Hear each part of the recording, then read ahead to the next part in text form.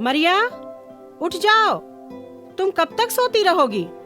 तुम्हें पता है क्या समय हो रहा है? ये लड़की पता नहीं कब उठकर तैयार होगी। इसे कोई परवाह ही नहीं है कि हमें किसी और के घर जाना है।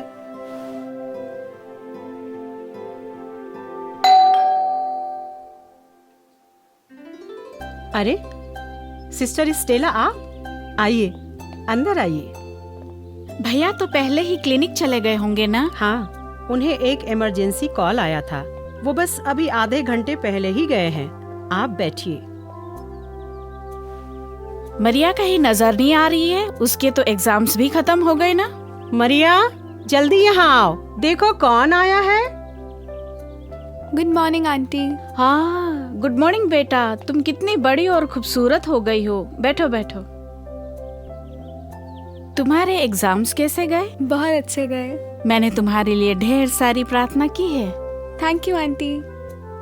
आप बात कीजिए, मैं चाय लेकर आती हूँ। अरे नहीं, आप यहीं बैठिए। मैं यहाँ किसी खास मकसद से आई हूँ। जैसे कि हमारी संस्था 3 मार्च को हमारी संस्था का 175वां साल मना रही है। इसी उपलक्ष्य में मैं आप दोनों को इनवाइट करने आई हूँ। ये रहा इनविटेशन कार्ड। और बेटा, आपकी तो छुट्टियां भी शुरू हो गई हैं, है ना? तो मैं आपके लिए किताब लेकर आई हूँ।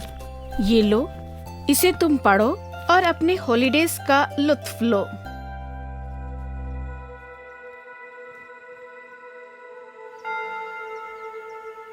ओके, तो फिर मैं चलती हूँ ना।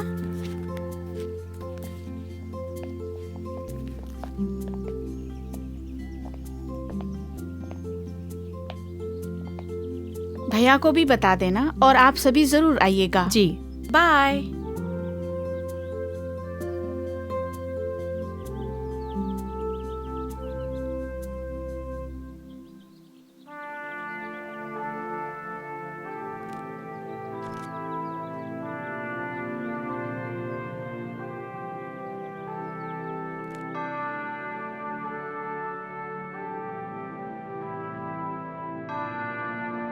ब्लैंक परिवार के 7 बच्चों में से चौथे पुत्र पियर पॉल ब्लैंक का जन्म 11 अक्टूबर सन 1809 में फ्रांस के एक छोटे से शहर टर्की में हुआ। उनके पिता का नाम डॉक्टर फ्रांसिस जोसेफ ब्लैंक और माता का नाम एग्नेस बाफरी था। पियर पॉल के पिता डॉक्टर जोसेफ ब्लैंक स्वभाव से ही नम्र और कुलीन थे। वे इसका सारा श्रेय पवित्र यूक्रिस्ट के प्रति अपनी श्रद्धा को देते थे। वे नियमित रूप से सुबह की पवित्र आराधना किया करते थे और शाम को अपने परिवार के साथ प्रार्थना किया करते थे।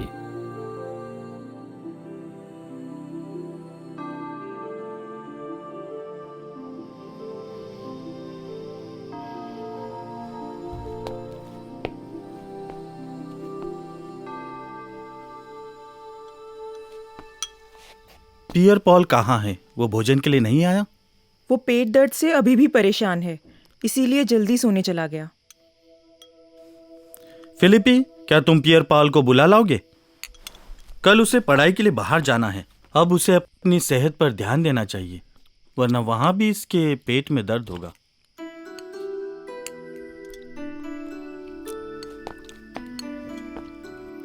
पियर पॉल, तुम्हारा पेट दर्द कैसा है? लाओ मैं देखता हूँ, करीब आओ। आओ बैठो। कल तुम्हें फिलिपी के साथ कोलमार जाना है। अब तुम्हें अपनी सेहत का ध्यान रखना चाहिए और खाना समय पर खा लेना चाहिए, नहीं तो बाद में तुम्हें पढ़ाई में दिक्कत होगी। आओ हम साथ में भोजन कर लेते हैं।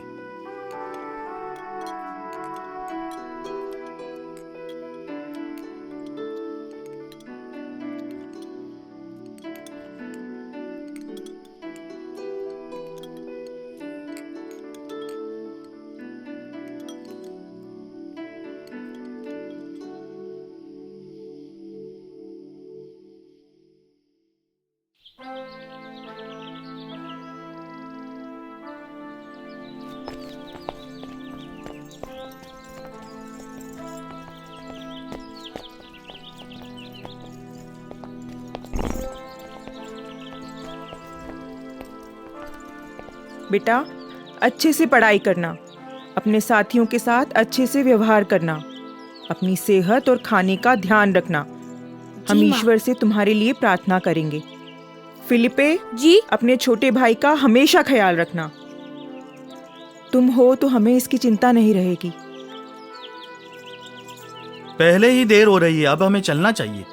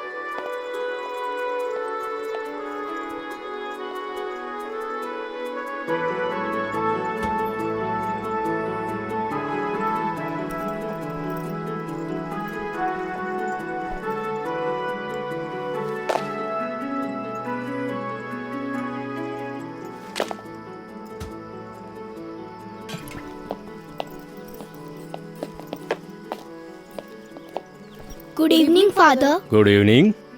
Hello doctor Blank. Hello father. सफर कैसा रहा? अच्छा रहा फादर। तुम्हारा स्वागत है फिलिपी। और जैसा कि तुमने बताया कि तुम्हारा भाई पियर पॉल हमारे साथ रहेगा। अच्छा है, आइए चलते हैं। फादर, पियर पहली बार घर से बाहर आया है। डॉक्टर ब्लैंक, आप चिंता मत कीजिए, फिलिपी उसके साथ है ना, वो खुद को धीरे धीरे यहाँ के माहौल में ढाल लेगा। फादर, वह ठीक से खाना भी नहीं खाता, कृपया उसका ख्याल रखिएगा। चिंता मत कीजिए डॉक्टर, सब कुछ ठीक हो जाएगा। आइए हम अंदर बैठते हैं।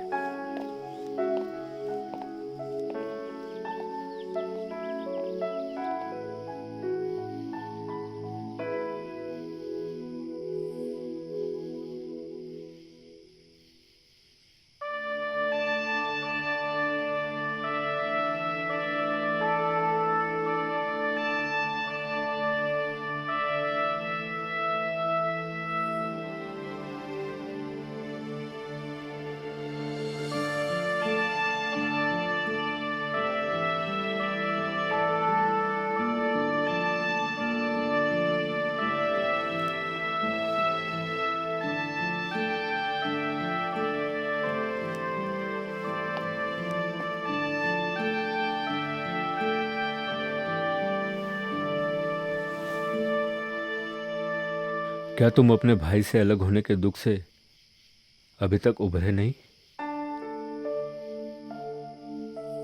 तुम चिंता मत करो, क्योंकि तुम्हारे पिताजी के इलाज से वो ठीक हो जाएगा।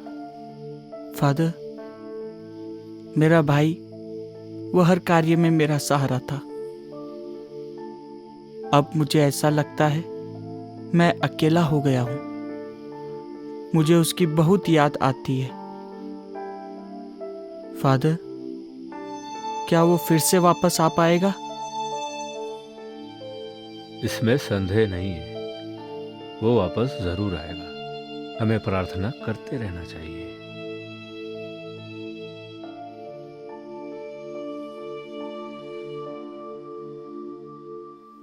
जीवन की रोटी मैं हूं। लोगों ने ईसा से कहा, प्रभु आप हमें सदा वही रोटी दिया करें। उन्होंने उत्तर दिया, जीवन की रोटी मैं हूं। जो मेरे पास आता है उसे कभी भूख नहीं लगेगी, और जो मुझ में विश्वास करता है उसे कभी प्यास नहीं लगेगी। इस बात का मतलब यह है कि यहां पर प्रभु ने हमें जीवन की मूल भक्ति की बात कही है। फादर जी, आपके यहाँ की चिट्ठी आई है।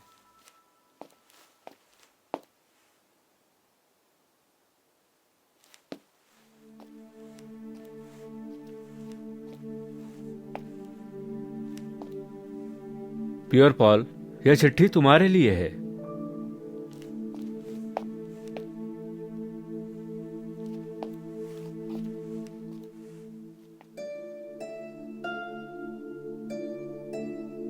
प्रिय पॉल, तुम्हारा भाई फिलिप हम सब को छोड़कर 12 फरवरी को स्वर्ग सिधार गया है। तुम्हारे व्यवहार, उत्साह, प्यार और बुद्धिमती का फिलिप कायल था।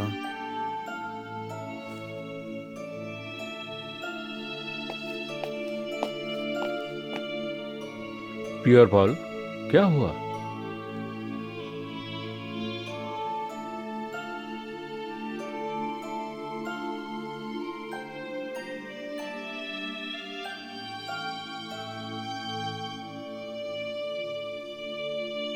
रो मत मेरे बेटे।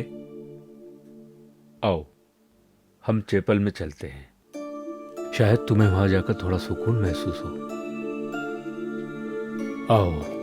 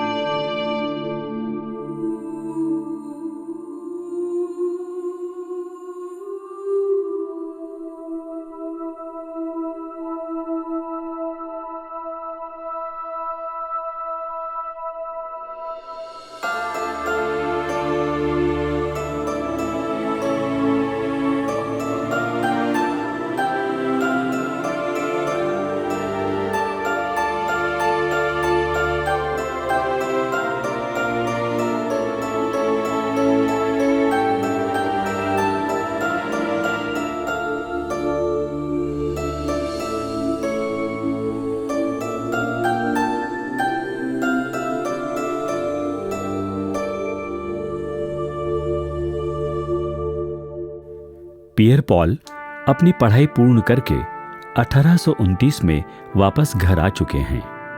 वे अपने बड़े भाई फादर फ्रांसिस जोसेफ के आदर्श के अनुसार अपने माता पिता के समक्ष स्वयं ही फादर बनने की इच्छा व्यक्त करते हुए उनका आशीर्वाद लेते हैं। पियर पॉल 23 सितंबर 1829 को इलनबर्ग में ट्रेपिस्ट मठ में शामिल होते हैं।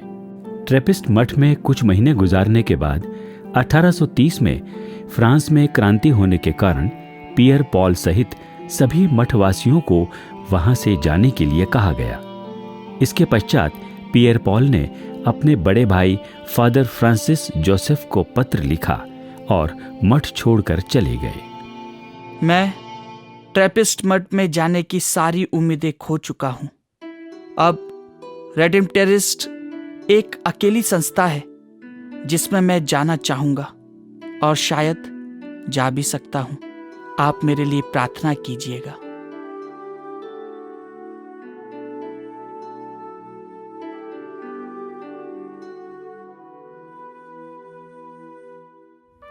दरअसल ट्रेपिस्ट मठ से आने के बाद पियर पॉल ने अनेक मठों में दाखिला लिया, लेकिन उनका स्वास्थ्य ठीक न होने के कारण वे कहीं भी अपनी पढ़ाई सफलतापूर्वक नहीं कर सके। आखिरकार 19 मई 1833 में एक जेसुइट पुरोहित और मठ के अधिशिक्षक फादर कोलमिन के दिशा निर्देश एवं सिफारिश से पियर पॉल को रोम के जेसुइट मठ में दाखिला प्राप्त हुआ। रोम में अपनी पुरोहित की पढ़ाई पूर्ण करने के पश्चात 4 अप्रैल 1835 को पोप पायस 10वें के हस्तारोपण से पियर पॉल पुरोहित बने।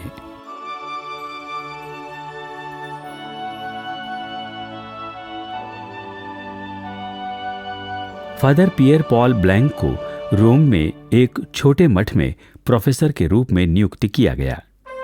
अपनी जिंदगी के 8 वर्ष ईश्वर और मानव सेवा में अनेक स्थानों पर समर्पित करने के बाद फादर पियर पॉल अब अपने जिले में पहुंच चुके थे। 1843 में फादर पियर पॉल ब्लैंक ने अपने गृहनगर टर्किम में लोगों को अपनी सेवाएं प्रदान की। उन्हें गरीब लड़कियों के लिए एक नई संस्था शुरू करने के लिए प्रेरणा भी मिलने लगी।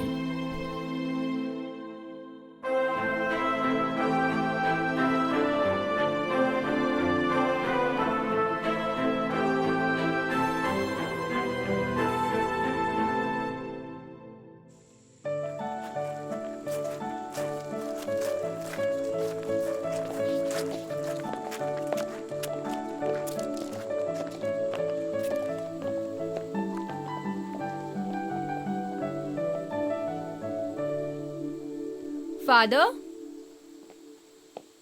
Father? Good morning, Father. Good morning. क्या बात है? Father, हम आपसे एक जरूरी बात करने आए हैं।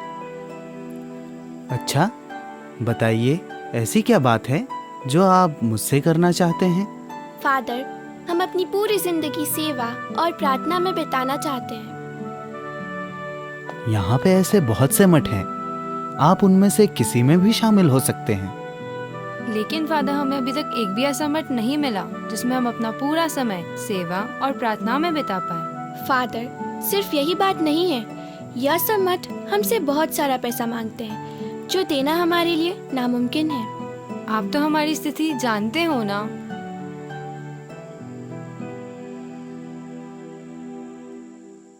लड़कियों की इस बात के बाद फादर पियर पॉल का सपना, जो एक लंबे अरसे से उनके दिमाग में था, अब अंकुरित होने लगा।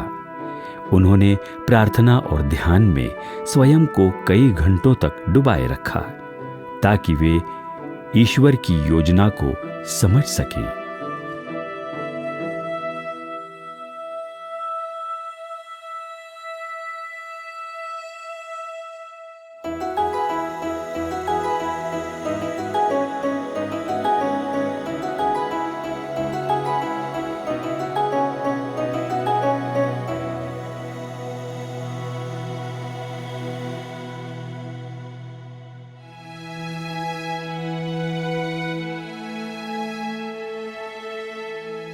बहुत प्रार्थना और परामर्श के बाद फादर ब्लैंक ने प्रार्थना और ध्यान के लिए एक नई संस्था की शुरुआत करने की अनुमति लेने के लिए बिशप को पत्र लिखा।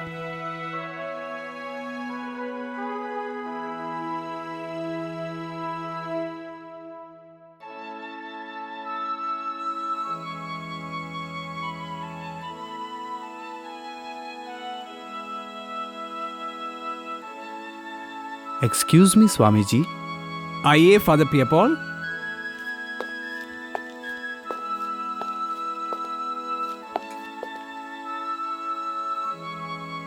बैठिए। मैंने आपका पत्र पढ़ा। मैं आपको अनुमति देने में संकोच कर रहा था, क्योंकि पहले से ही यहां अनेक संस्थाएं हैं। लेकिन आपकी सोच और आपकी कल्पना बिल्कुल अलग है, इसलिए मैंने आपको अनुमति देने का फैसला किया है।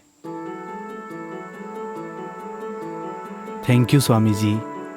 फादर पियर पॉल ब्लैंक को बिशप से एक नई संस्था की शुरुआत की अनुमति तो मिली, लेकिन उनके पास आर्थिक संसाधन का कोई तरीका नहीं था।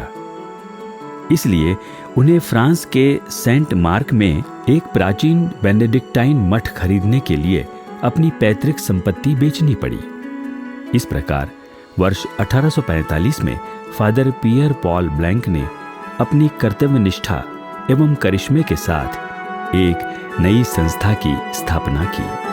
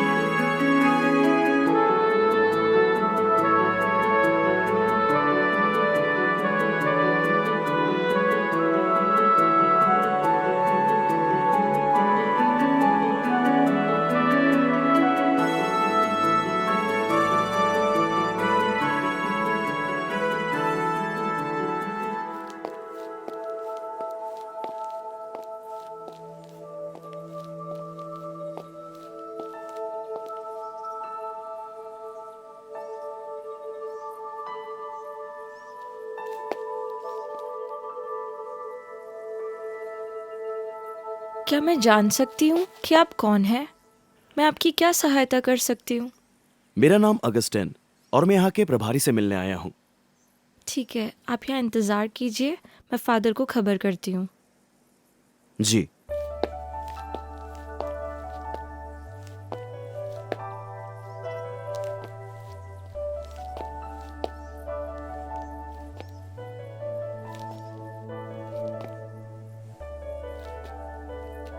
हेलो, मैं फादर पियर पॉल।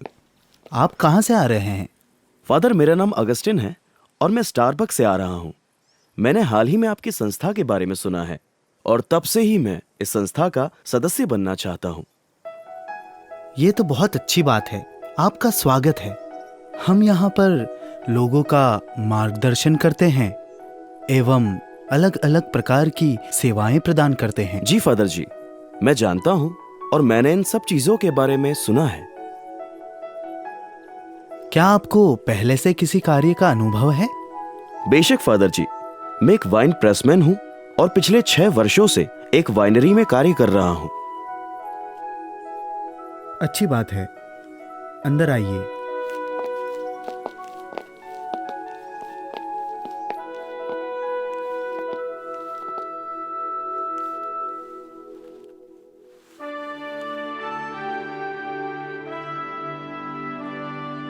कुछ ही समय में अगस्टिन सेंट मार्क में सभी का दिल जीत लेते हैं। वे बहुत ही मददगार और जिम्मेदार व्यक्ति थे, इसलिए फादर पियर पॉल ब्लैंक ने उन्हें कई जिम्मेदारियां सौंपी और उन्हें सेंट मार्क की प्रॉपर्टी के प्रबंधक के रूप में नियुक्त किया गया।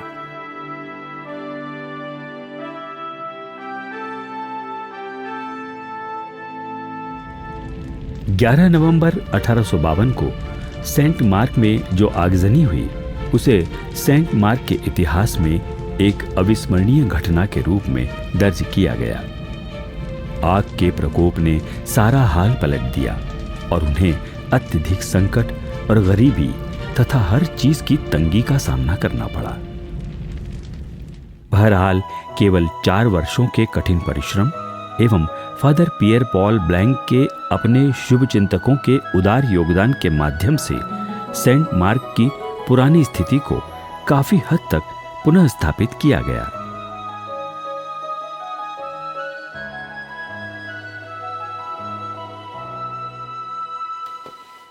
अब तक brother Augustine father Pierre Paul blank का पूर्ण विश्वास जीत चुके थे।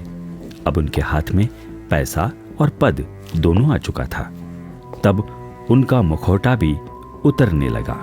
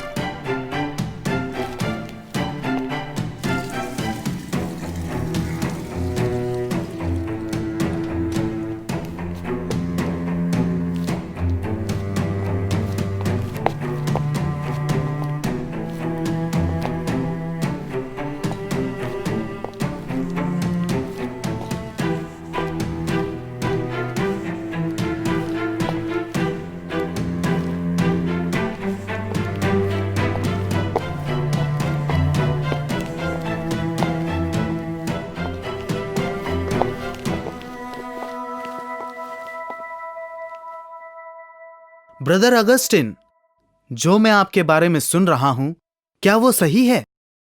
आपने मेरे बारे में क्या सुना है फादर जी? मैंने सुना है कि आप चोरी चुपके बाहर अंगूरी बेचते हैं। क्या ये सही है?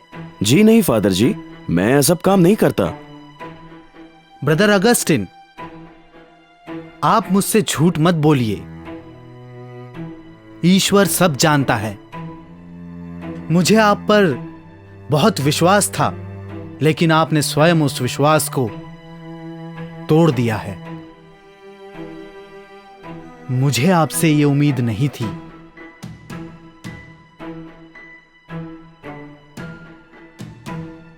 मैं इस पर सख्त कार्रवाई करूंगा। मुझे माफ कर दीजिए फादर जी, मुझे क्षमा कर दीजिए। मैं यह फिर कभी नहीं करूंगा।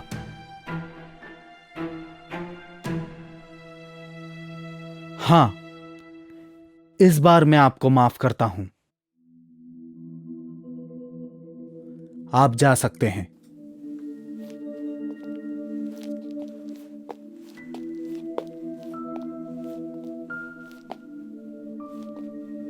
सुधरने की अनेक चेतावनियों के बावजूद ब्रदर ऑगस्टीन अपना दुर्व्यवहार यथावत बनाए रखते हैं। इसलिए फादर पियर पॉल ब्लैंक वर्ष 1857 में उन्हें अपनी संस्था से हटाने के लिए मजबूर हो जाते हैं। सेंट मार्क छोड़ने के बाद ब्रदर ऑगस्टीन आसपास के इलाके और सरकारी अधिकारियों के बीच फादर ब्लैंक के बारे में बहुत बुरी अफवाहें फैलाने लगे। जब यह खबर बिशप तक पहुंची तो उनके लिए यह गंभीर चिंता का विषय बन गया। उन्हें फादर पियर पॉल ब्लैंक को सेंट मार्क से जाने के लिए बाध्य करना पड़ा, क्योंकि उनकी जान खतरे में थी। Father Pierre Paul, bishop race आपसे मिलने आए हैं।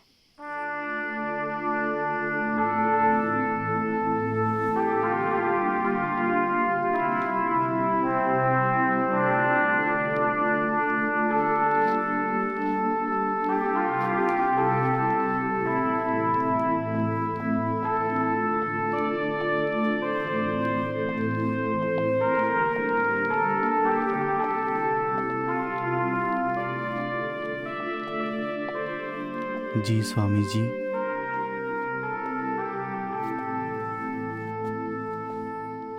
फादर पियर पॉल, आपकी जिंदगी खतरे में है।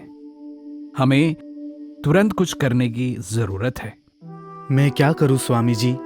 कृपया आप ही मुझे सलाह दीजिए। मेरी यह सलाह है कि आप इस जगह को छोड़कर तुरंत चले जाइए और कुछ समय के लिए यहां से दूर रहिए।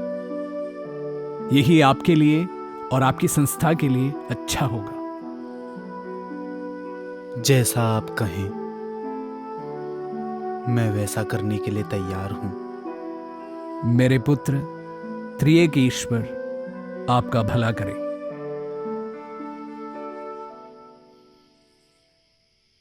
अनिश्चितताओं की गहरी सांस लिए फादर ब्लैंक केवल अपनी बाइबल और प्रार्थना की किताब उठाकर संस्था का अधूरा सपना दिल में संजोए सेंट मार्क से भारी मन से विदा हो गए।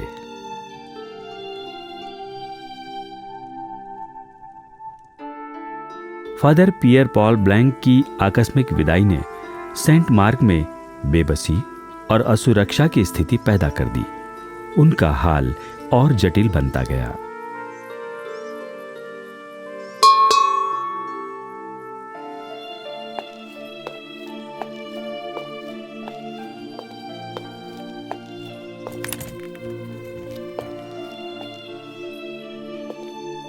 आप कौन हैं? मेरा नाम फ्लैक है और मैं एक बिजनेसमैन हूँ। आप कहाँ से आए हैं? काफ़ी समय पहले जब मैं बिजनेस के दौरे पर था, तब मेरी मुलाकात फादर पियर पॉल से हुई थी। तब उन्होंने मुझे यह पत्र आपको देने के लिए कहा था।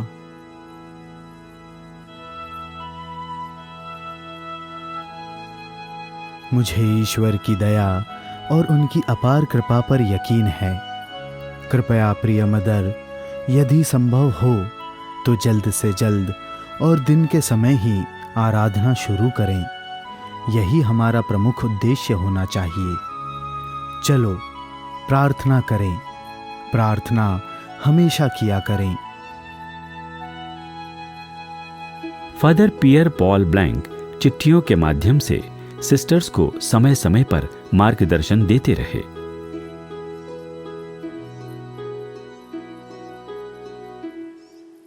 बाद में बिशप ने फादर केनन बर्गी को सेंट मार्क के दूसरे सुपीरियर के रूप में नियुक्त किया।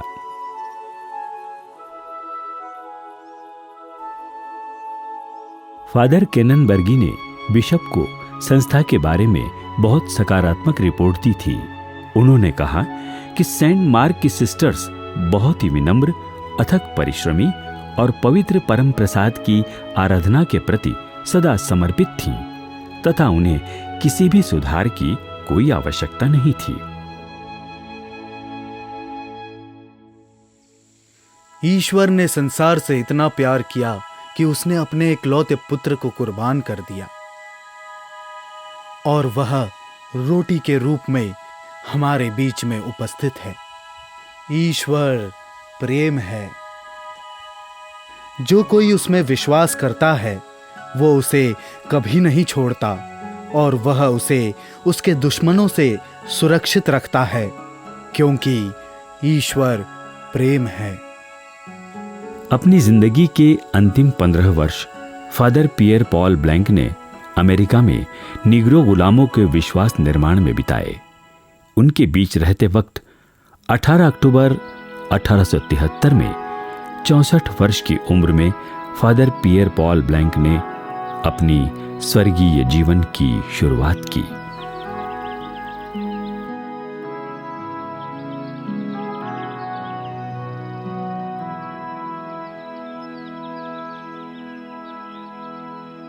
अब फादर पियर पॉल ब्लैंक के मिशन को sisters of Saint Joseph of Saint Mark द्वारा बढ़ाया जा रहा है। जिस संस्था की शुरुआत फादर ने सेंट मार्क में की थी, आज वो पूरे विश्व में फल फूल रही है।